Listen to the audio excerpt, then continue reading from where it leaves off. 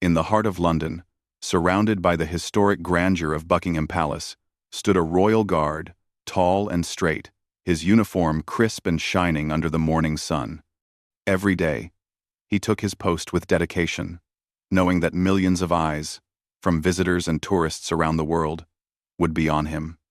To most people, he was just another part of the palace, a statue-like figure, frozen in place, unmoved by the crowd or weather. But to the few who paused and observed closely, he was much more than that. He was a symbol of discipline, tradition, and quiet pride, standing as a living testament to history in the present day. The royal guard's life was not an easy one, though it often appeared so from a distance. For hours at a time, he had to remain completely still, even as people approached, sometimes speaking loudly or making faces to see if he would react. He could not smile, turn, or step aside, no matter the circumstance. Rain poured down, sun scorched his shoulders, and wind threatened to tug at the edges of his uniform, yet he endured it all without complaint. It was not just a job, it was a responsibility, one he had trained for years to perfect. Every movement, every step in the changing of the guard, had been rehearsed to perfection, and any lapse could break the illusion of the palace's grandeur. And so, he stood, focused and poised, a living emblem of history that connected the past with the present. Tourists often came from faraway places, their cameras hanging around their necks, eager to capture the perfect picture of the guards. Children pressed their noses against the barriers, pointing and whispering excitedly, while adults fumbled with their phones to take a snapshot or record a short video. Some tried to test the guards, waving hands or making funny faces, hoping for a reaction. Some even shouted silly phrases or tapped the guard's shoulder, thinking it was harmless fun. But the royal guard, trained to remain calm, did not flinch. His expression never changed, not even the slightest twitch of the lips or brow. It was part of his duty to remain unshaken, no matter what came his way. And yet, beneath the unchanging exterior, he was aware of every movement, every whisper, every laugh from the crowd. He was a human being after all, quietly observing the world around him while the world rushed past. Though his job was strict and the rules clear, the royal guard often found small moments of beauty in the routine. On sunny mornings, he could watch the sunlight dance across the palace walls, making the stones gleam with golden hues. On quiet days, when the crowd was thinner, he could hear the distant song of birds and the soft rustle of leaves in the palace gardens. Even the ordinary footsteps of visitors on the stone paths created a rhythm that became strangely comforting over time. These, small, almost unnoticed moments reminded him that his duty, while demanding, also placed him at the heart of a living, breathing story. A story that stretched back hundreds of years. The royal guard also carried with him the pride of knowing that he represented something much bigger than himself. He was not just protecting a palace, he was preserving a tradition.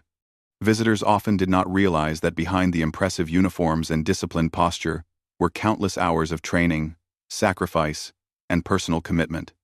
Every guard, past and present, contributed to a legacy that had become a symbol of stability and respect. To maintain that image, he had to be more than just alert. He had to embody respect, patience, and a quiet strength. He had to be an example, not just for tourists watching him for a few minutes, but for fellow guards and future generations who would take up the same position. Every day, in his stillness, he was teaching an unspoken lesson in discipline and dedication. The guard's life also included moments of camaraderie and quiet friendship. While he appeared alone during his post, behind the scenes, he was part of a close-knit team. The changing of the guard, an elaborate ceremony performed daily, required perfect timing and teamwork. Each step, each turn, each salute had to be coordinated precisely with others. During training and downtime, guards shared stories, jokes, and encouragement, building bonds that helped them endure the long hours and strict discipline. These friendships, though often invisible to the public, added warmth to a life that could otherwise feel rigid and lonely. Even as he stood silently in front of hundreds of curious eyes, he carried with him the support of a community that understood the demands of the role.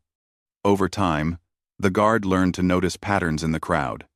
He could tell when children were nervous or excited, when tourists were trying to get a perfect photo, and even when some visitors were genuinely respectful and curious. These small observations allowed him to engage with the world without breaking his composure. For example, he could give a subtle nod or maintain eye contact for a brief moment, gestures that might seem minor but were deeply meaningful to those on the other side. He became skilled at balancing his duty with the unspoken human connections that occasionally surfaced in his day-to-day interactions. Yet, it was not always easy. Some days, the crowd would be restless, pushing forward, or shouting, testing his patience. The weather could be harsh, with freezing winds or scorching heat, making every hour of standing a physical challenge. But the guard never allowed these difficulties to affect his focus. He reminded himself of the honor of the position, the history it represented, and the importance of remaining composed. Every challenge he faced was a small lesson in resilience, teaching him that discipline was not just about rules, but about maintaining inner strength in the face of discomfort. Despite the public perception of the guard as a distant figure, many visitors came away with a sense of admiration and respect. Children often whispered to their parents about how serious he looked, and adults sometimes found themselves inspired by his commitment. It was not uncommon for people to stand quietly, simply watching him for a few minutes, reflecting on the patience, pride, and dedication that went into such a small but symbolic role. In these moments, the royal guard became more than a figure in a uniform. He became a reminder that even in a world filled with distractions and chaos, steadfastness and duty could still shine. And so, day after day, he continued his post. Whether in the rain, under the scorching sun, or during the occasional gusty wind, he remained alert, upright, and focused. People came and went, cameras clicked, and the world moved around him, but he stood unwavering, a bridge between the rich history of the past and the curious visitors of the present. To the casual observer, he was simply a royal guard, a living statue of tradition.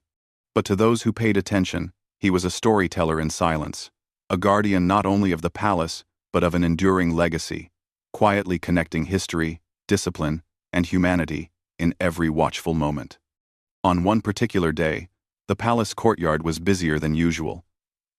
Visitors from all over the world had gathered, eager to witness the changing of the guard and to capture memories of the royal spectacle. Families, tourists, and children pressed forward along the barriers, their faces filled with excitement. The chatter of languages blended together, creating a colorful symphony of curiosity and wonder. Among the crowd, a young family approached cautiously, their little child clutching something in their small hands. The child's eyes sparkled with anticipation. And every few steps, the parents gently whispered encouragement, trying to calm the nervous excitement radiating from their little one. The child, no more than 5 years old, held tightly onto a small, handmade card. It was carefully decorated with bright colors, stickers of stars and hearts, and words scribbled with a child's earnest hand. The parents had helped, but most of the work was done by the child alone. The card read, "Thank you for standing so strong. You are very brave." Their plan was simple: to show the royal guard the card and perhaps bring a smile, or at least a moment of recognition, to the otherwise stoic figure. As the family approached the guard, the crowd seemed to blur around him. The guard, as always, maintained his disciplined stance, eyes forward, expression unreadable. He had seen countless visitors before, some trying to make him laugh, some attempting silly gestures, and some simply staring in awe. But there was something different about this child. The tiny hands holding the card trembled slightly, and the innocent determination in the child's eyes stood out among the sea of tourists. The parents quietly urged their child forward, and with a deep breath, the child stepped closer. For a moment, everything seemed to slow down. The world outside that small bubble of interaction disappeared. The clicking cameras, the chatter of the crowd, and the bustling movement all faded into the background. The child held up the card with both hands, voice barely above a whisper. "Excuse me, sir. This is for you." The guard, trained to maintain composure, paused for only a heartbeat longer than usual. Then, in a subtle, almost imperceptible motion, he glanced down at the card. What happened next was a quiet, magical moment. The guard bent slightly at the waist, just enough to acknowledge the child's effort without breaking the discipline that his position demanded. He took the card gently, holding it for a moment to examine the colorful artwork and the heartfelt message. The child's face lit up with joy, and a small, proud smile appeared on the parents' faces. Cameras clicked, not because of a staged pose, but because the scene itself was pure and genuine, a rare glimpse of human warmth breaking through the walls of tradition. The crowd around them seemed to notice as well. Visitors, who had been focused on taking pictures of the guard in his usual stoic pose, now whispered to one another about what they had just witnessed. Some children pressed closer to their parents, inspired by the courage of the young one, while adults nodded appreciatively, moved by the kindness shared in such a brief moment. The royal guard, though returning to his upright stance immediately after, carried a subtle presence of recognition and respect. He placed the card carefully in his pocket, a small but meaningful token of connection. The child, encouraged by the guard's acknowledgement, waved shyly before stepping back into the arms of the waiting parents. The parents whispered words of praise, hugging their child tightly. "You were so brave," they said. "He noticed you." The child's cheeks flushed with excitement, and for the first time that day, a sense of pride mixed with awe filled the tiny heart. This simple interaction, lasting no more than a few seconds, had become a memory that would be treasured forever. For the royal guard, the encounter was equally significant. Day after day, he performed the same duties, observed by countless visitors, many of whom did not understand the dedication behind the uniform. Yet, moments like this reminded him of the human side of his work. Beyond the rules, beyond the discipline, there were hearts reaching out in pure kindness and appreciation. The guard remained composed, as always, but inside, a quiet warmth grew, a reminder that his presence could touch lives in unexpected ways. The story of this brief interaction quickly spread among the visitors at the palace. Some shared it with friends and family, while others posted photos and short videos online, accompanied by words describing the heartwarming moment. A young child gave a card to a royal guard, and he noticed it without breaking his discipline. Read one post. "Such a small gesture, yet so powerful," wrote another. The story resonated with people everywhere, reminding them that kindness and bravery could appear in the smallest of actions, and that even a short moment of connection could leave a lasting impression. Meanwhile, the palace continued its daily rhythm. Visitors flowed in and out, guards performed their ceremonial duties, and the world moved on. Yet, for the young family, this day became unforgettable. The card, once a simple creation of colored paper and scribbled words, became a symbol of courage and connection. And for the royal guard, it was a quiet reminder that behind the polished uniform and unshakable posture, he had the power to create moments of joy and recognition, even without speaking a single word. Over the next few days, the guard reflected on the encounter. Though he could not openly discuss his emotions or acknowledge the significance publicly, he felt a deep sense of fulfillment. He realized that his role, while demanding and highly disciplined, was not just about tradition and ceremony. It was also about the human connections that occasionally surfaced, even in fleeting, almost invisible ways. A child's courage, a parent's encouragement, and the unspoken acknowledgement of effort These small elements of everyday life created meaning in moments that otherwise seemed routine.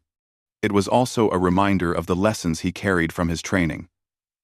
Discipline, patience, and focus were necessary for his role, but so too was compassion and awareness. A guard might stand still and expressionless, but it did not mean he was devoid of feeling or attention. In fact, the ability to notice, acknowledge, and respond in small but meaningful ways often required even greater mindfulness than the strictest adherence to protocol. The child's card, simple as it was, reminded him that his presence mattered, not just as a symbol of authority, but as a human being capable of connecting quietly with others. That afternoon, the family returned home with hearts full of joy. The child's imagination soared as they retold the story to friends and relatives, embellishing it with excitement and wonder. "He saw my card. He really saw it," the child exclaimed repeatedly, holding the card close as if it were a treasure.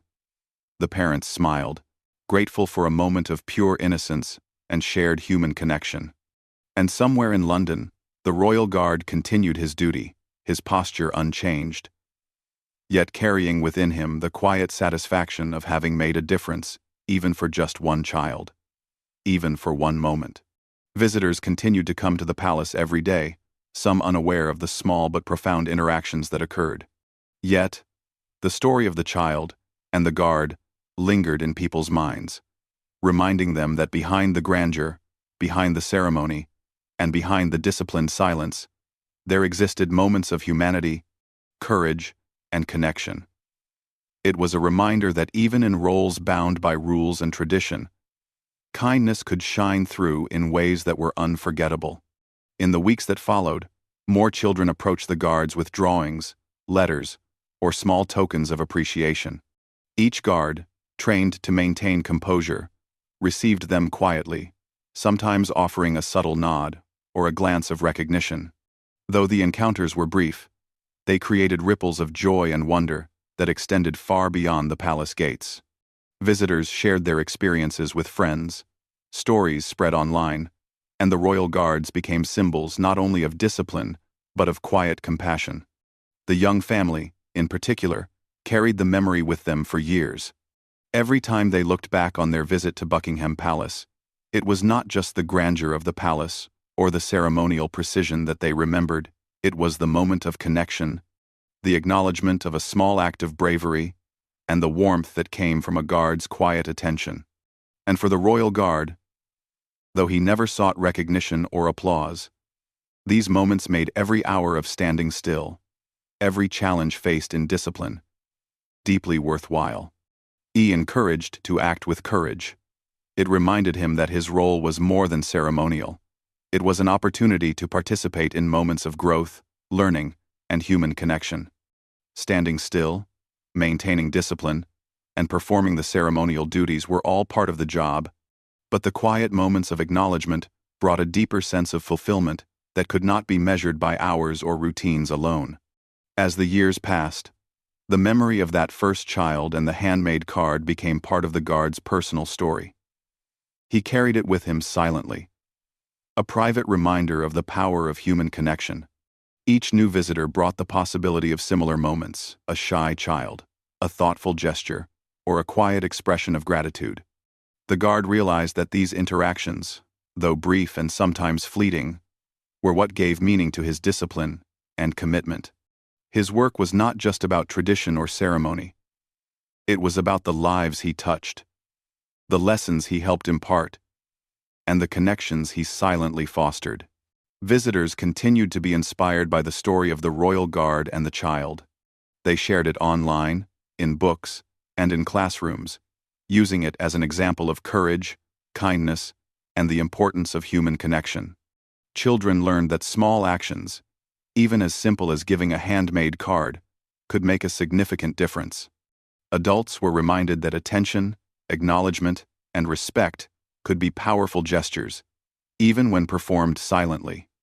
And the royal guard, steadfast and disciplined, became a symbol not only of tradition, but also of quiet compassion and the enduring impact of small, thoughtful actions.